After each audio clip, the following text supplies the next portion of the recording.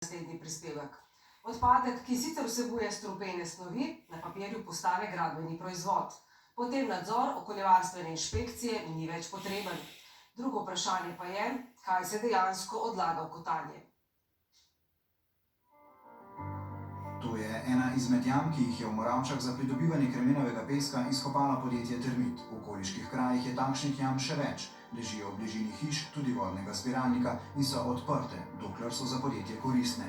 Nato jih mora podjetje sanirati ali povedano preprosteje zapolniti z materialom in čez položiti zemljo, ki je bila na tem območju pred izkopavanjem, da bi teren izgledal vsaj približno tako kot pred izkopom. A kaj se skriva pod zemljo? Domačini so prepričani, da odpadki, saj je Termit v zadnjih letih sprejel odpadke in materiale od skoraj 80 podjetij, med drugimi od Cinkarne Celje, Juba Kolektorja, Zaubermacherja, Istrabenza, Kemisa. Pred 2 letoma skoraj 89 000 ton, lani dobrih 42 000, letos le še slabih 4000 ton. Republiška inšpekcija za okolje kljub rednim pregledom, samo lani jih je bilo 10, ni ugotovila nepravilnosti. Dejstvo pa je, da ta material oddaja v okolje strupene snovi. In to veliko teh je tudi kancerogenih, kar nas še posebej skrbi. Inšpekcijski nadzor je sicer potekal, vendar po našem mnenju neprimerno. Inšpektorji, ki so leta hodili tja, so samo površno pregledovali papirje in stanje v naravi, tako da je papir prenesel vse in po papirjih je šlo vedno vse gladko skozi. Inšpekcija nikoli ni izvajala vzorčenja že zakopanega materiala. Inšpektor pregleda le skladnost terena z okoljevarstvenimi dovoljenji, pojasnjuje vodja inšpektorata. Zdaj, če nepravilnosti so, potem inšpektor ne more reči, da jih ni. Zdaj, konkretno to zgodbo, ki ste omenili, je pač taka, da mi nadzorujemo do tam, ko se odpadki pripeljejo in predelujejo po okoljevarstvenem dovoljenju. Odlaganje v rudniku pa je to področje, ki ga nadzoruje rudarska inšpekcija in glede na tisto, kar je odloženo, pa mi ne moramo nič vplivati. Je pa vzorčenje in analize naročila najprej Moravška občina, nato še ministrstvo. Analiza Geološkega zavoda Slovenije je pokazala prisotnost formaldehida in fenola v vodah, nepravilno grajevanje umetno pripravljene zemljine, ki ni bilo v skladu z izdanim okoljevarstvenim dovoljenjem. Terenska opažanja so pokazala onesnaženje površinskih voda z olji neznanega izvora. Lani je sledila še analiza Agencije za okolje, ki je ugotovila, da so na lokacijah presežene vrednosti arzena, bakra, kadmija, kroma, niklja, svinca in cinka. Tudi vode so onesnažene s kovinami ter formaldehidom in fenoli. Analiza med drugim zaključi, da rezultati nakazujejo, da se je na teh lokacijah odlagal material, ki ni skladen z določili uredbe o obremenjevanju tal. Enako je iz terenskih opisov razvidno, da se je na nekaterih lokacijah odlagal neprimeren material, od železa, plastike, betona do gospodinjskih odpadkov. Odpadki so prihajali od vsepovsod, razlagajo domačini.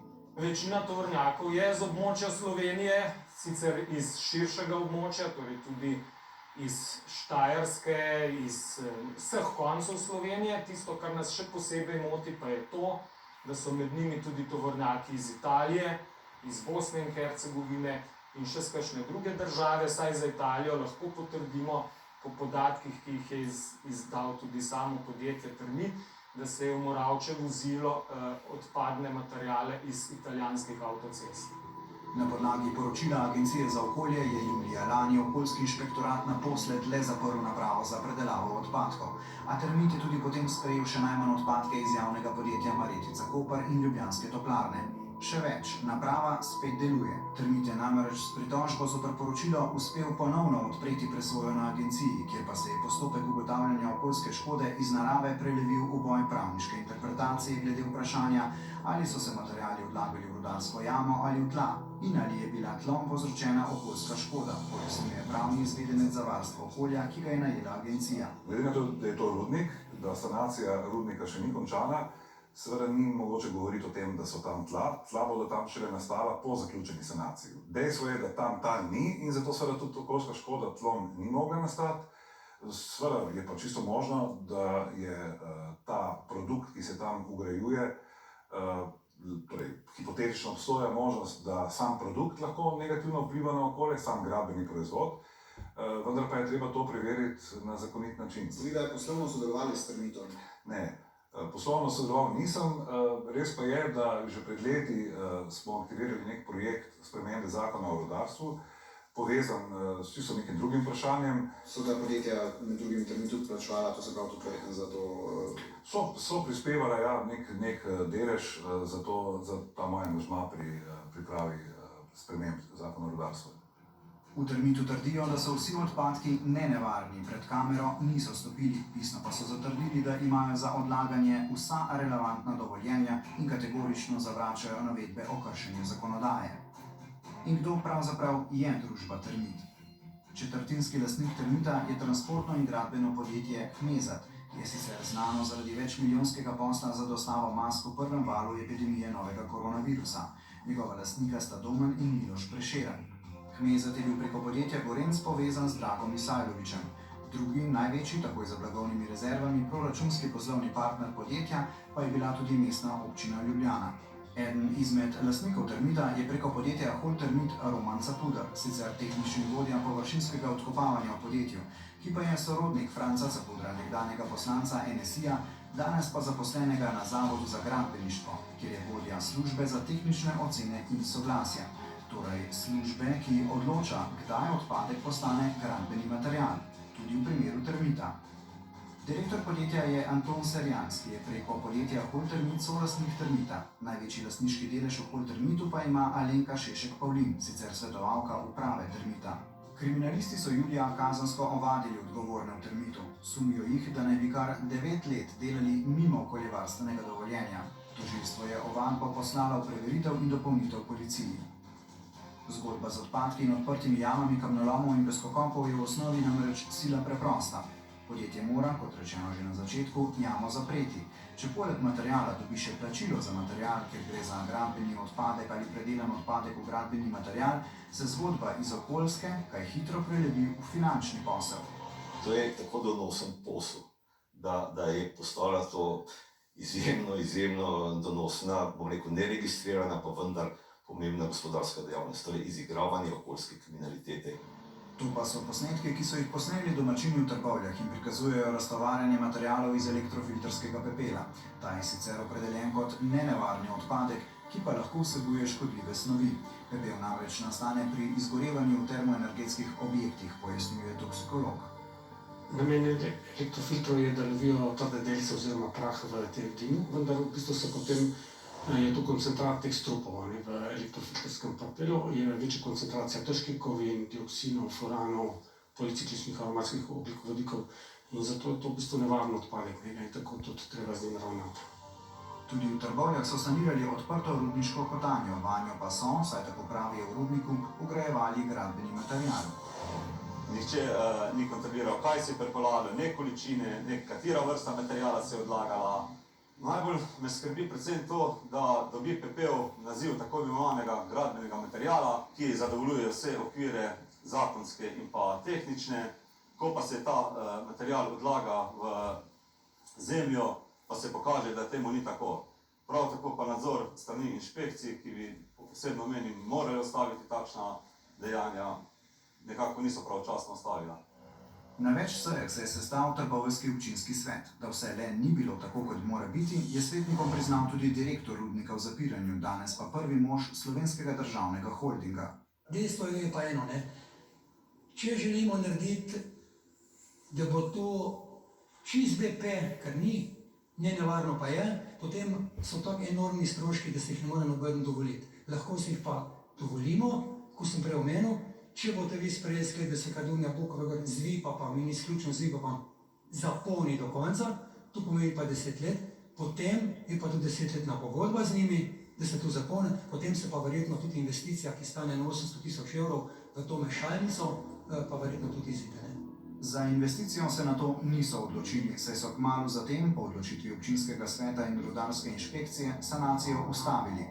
Od leta 2016 so praktično vsa poročila analiz vgrajenega materiala pokazala, da je zaradi premajhne vlažnosti materiala prišlo do prekoračenih vrednosti različnih snovi.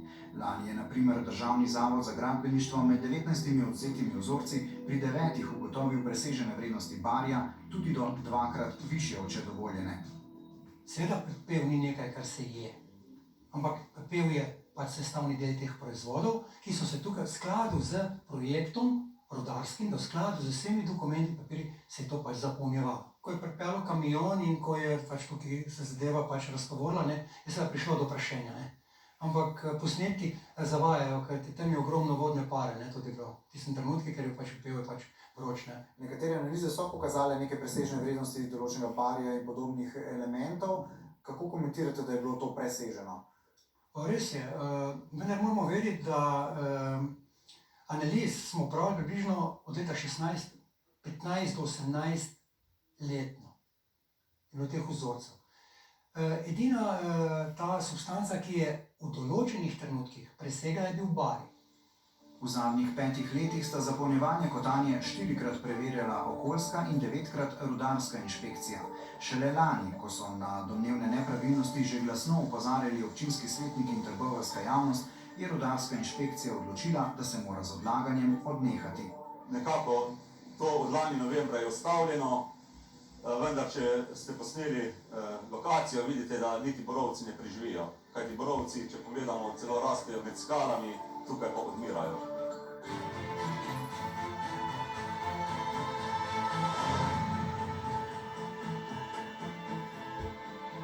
Gospod Balažic, kako donosen posel je to?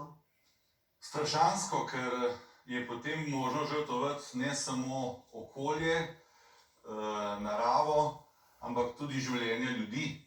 Problem je v tem, da to, kar ste videli v prispevku, tu živijo okrog ljudje. To je območje, ki je urbanizirano. Tukaj je 5 vasi z nekaj tisoč ljudmi in ti ljudje živijo na območju tal, ki so strupena, na območju vode, izcedne ali podzemne, ki je vsak dan bolj toksična in hkrati dihajo zrak, v katerem so nanodelci kremenčevega peska, ki povzročajo podobno bolezen, o kateri tako veliko govorimo, ta je azbestoza, samo da je tu primer silikoza.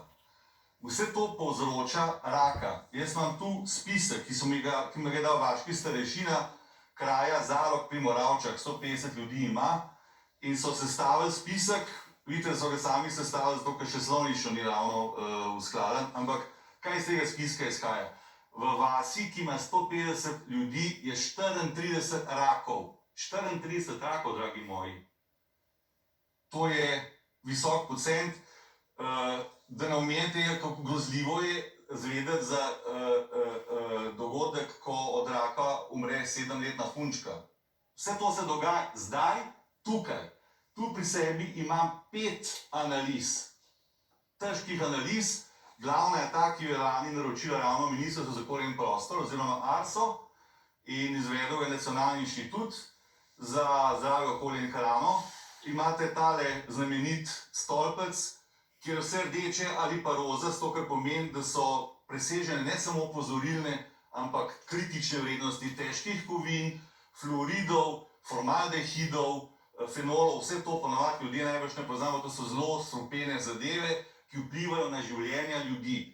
In ko greste okrog pogledati, katere bolezni se pojavljajo točno tiste ljudi, tiste bolezni, ki skratka jih povzročajo selen, kobalt, svinca, kadmij, ki so jih našli v teh stvarih. Se pravi, moje vprašanje je, draga moja država, pomagal sem te ustvarjati, kaj delaš s svojimi državljani? Koliko časa moramo še plačevati ceh slovenski umazani industriji, da ljudje tam počasi tiho umirajo v Moravški dolini in nikomur se nič ne zgodi. Tudi sanacija še ni začeta. Se pravi, v teh letih nismo se niti to, da bi država naredila korak v smeri sanacije teh lukenj in Termit pa samo čaka, da bo znova, ker je že na poti, dobil vsa dovoljenja in potem bomo spet začeli zakopavati. Ampak v tistem trenutku boste pa lahko pričakovali, da Moravčani ne bomo več v miru sedeli pa čakali na te zadeve, takrat bomo pa zaprli ceste.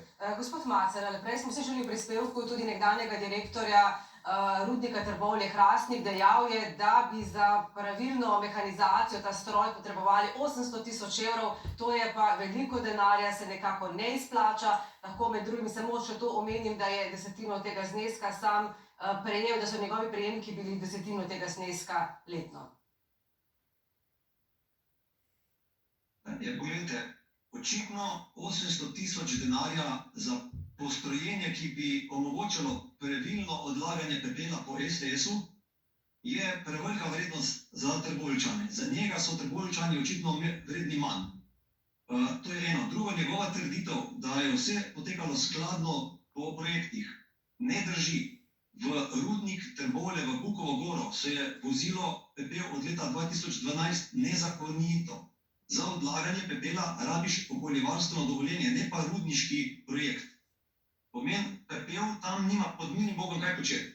In če so ga že vozili, da bi ga saj pravilno prevažali, pa ga niti prevažali niso pravilno. Ne, suhega so pripeljali, zato se je tako kadilo, nepravilno so ga brez postrojenja, ki bi zagotovilo trdnost in bi zagotovilo, da se iz pepela ne bi izluževale nevarne snovi. Brez tega postrojenja pomeni, zavestno so vsa ta leta počeli, rezultat so pa seveda izluški nevarnih snovi, ker direktorjeva trditev, da je šlo samo za pari, ne drži, šlo je tudi za druge nevarne snovi in pri vsem tem smo zelo veseli, da je na koncu nam uspelo v civilni družbi, občini, občinskim svetnikom to zadevo preprečiti in pa seveda skrbi pa to, da se okoljska zakonodaja v to smer spreminja, da se uredba o ravnanju z odpadki spreminja in da se na nek način potem ukinja nadzor. Minister reče temu, da se ukinjajo okoljske administrativne ovire, po drugi strani pa ne naredi popolnoma nič za večji nadzor, bolj učinkovit nadzor in pa kaznovanje, tako visoko kaznovanje, ki bi te gospodarske družbe odvrgle od tega, da bi ta dejanja počela. Ja, gospod Klemenčič, ali s to uredbo, ki je bila sprejeta, dejansko ukinjate nadzor? Prej ste sami omenili, da je problem, torej nadzor, ki očitno ni bil najbolj učinkovit v teh primerih. Z nobeno zakonodajo, z nobeno uredbo se niti slučajno nikjer nadzora ne ukinja. To je treba zelo jasno povedati. Tudi vsa sprememba zakonodaje, ki gre v smeri strukturnih sprememb, da bodo vse zadeve veliko bolj jasne in tudi v praksi veliko lažje izvedljive. Ampak ko odpadek izgubi status, odpadka postane gradbeni material, potem po novi uredbi zanj ni več potreben strog okoljevarstveni nadzor. To ni nič takega, kar je Slovenija, bom rekel, na novo izumila, to povsod po svetu zadeva funkcionira. Gre za to, da ni problem v zakonodaji, ampak v tem, da je potrebno postopke, ki so z STS-om predpisani, potem v praksi tudi spoštovati. To pomeni, tehnologija prehoda odpadka v gradbeni proizvod mora biti skladno z STS-om v piko izvedena. Ampak vendarle se upravičujem, da zdaj uskakujem besedo. Poglejte, prej smo slišali v prispevku, inšpekcija je bila 10-krat tam v enem letu, pa niso nič našli. Zdaj pa slišimo, da kriminalisti sumijo, da so 9 let delali mimo okoljevarstvenega dovoljenja, inšpekcija pa je vsakič zadevo obkljukala. Pogosto poslušamo očitke država in sistem. Jaz se s tem, kar je govoril gospod župan, absolutno strinjam in se strani MOP-a smo res, rečem lahko, žalostni in vse to obsojamo, kar se je dogajalo.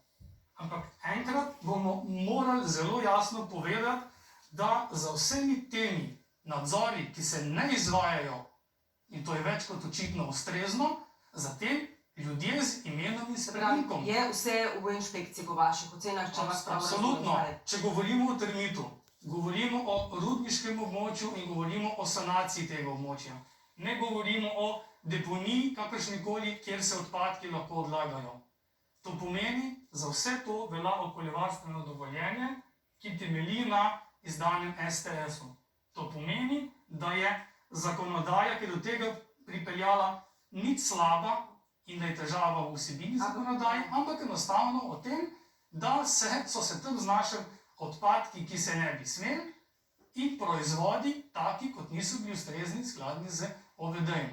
Postopek poteka, obnovitev postopka na ARS-u. To je postopek, ki je ponovno samostojen in se kot direktor direktorata za okolje, niti minister v to ne sme vtikati. To vsekakor ne, za sistem ste, ne, to vsekakor vemo, da se ne smete Samo postopek je temelji na nekih strokovnih načelih in tudi vključeni so noter strokovnjaki. Gospod Balažic, pogledajte, ravno to bi vas zdaj vprašala. Zdaj se bomo pa vrteli na Arsu pravzaprav okrog neke pravne telovadbe, namreč lahko, da bo ta celoten postopek padel zato, ker se ugiba, ali so tam v resnici tla ali je rudniška kotanja. Izvedenec je pritrdil, da tam niso tla, da ne morejo biti onesnažena, ker je zgolj še vedno nekakšna kotanja. No, izvedenec je sam najprej priznal, da je že sodeloval finančno z Termitom in tudi sami poznamo to vrstne izvedence, ker poznamo izvedence, ki so ekološko zaveščeni, poznamo pa izvedence, ki jih prav te firme, ki so torej predstavniki umaznega kapitala, plačujejo za to, da se naroča mnenja, da je vse na lepšem redu. Zato tudi Moravčani umirajo v skladu z zakonom. To je umiranje v skladu z zakonom. No in tukaj imam pri sebi pravno mnenje, ki smo ga tudi naročili pri profesorici Vasilki Sencin, posredovali smo ga tudi že Arsu, kjer se ugotavlja, da pravzaprav podjetje Termit že od leta 2014 nima več potrebnega okoljevarstvenega dovoljenja, da torej to predelovanje v tako imenovane gradbene materiale je nezakonito in hkrati je kar en del teh deponij Termita, to si lahko predstavljate, v območju, to je škandal, območju Nature 2000. Tista jama, ki je bila prej pokazana v prispevku, to je Natura 2000. Kako izgleda slovenska Natura 2000?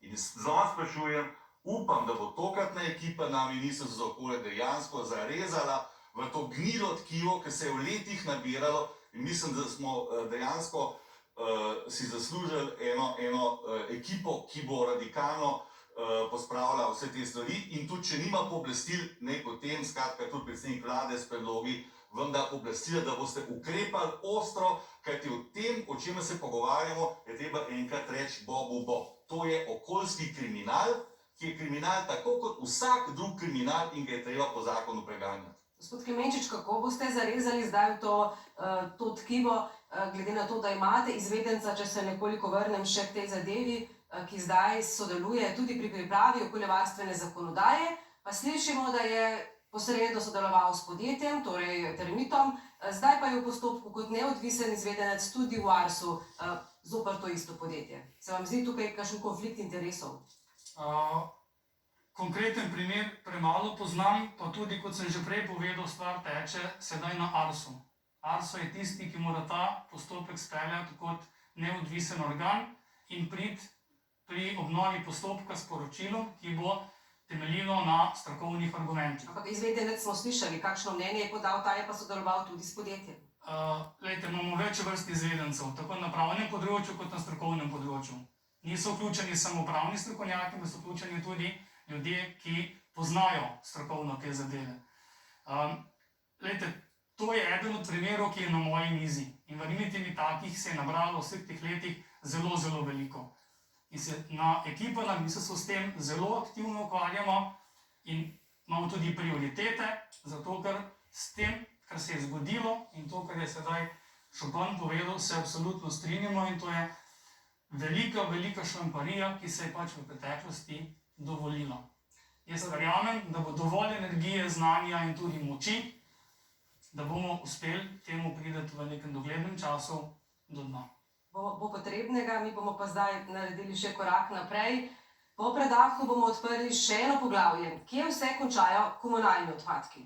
Vse, kar se izceje iz te embalaže, od karbida do olja, zdravil in tako naprej, tam ni samo plastika. Takega dovoljenja na občini nikoli nismo izdali.